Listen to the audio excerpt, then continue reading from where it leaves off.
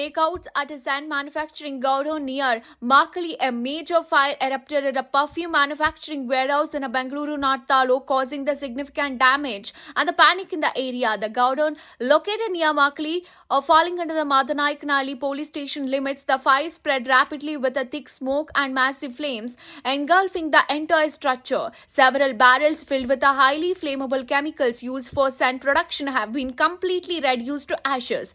Fire brigade teams rushed to the spot immediately after receiving the alert.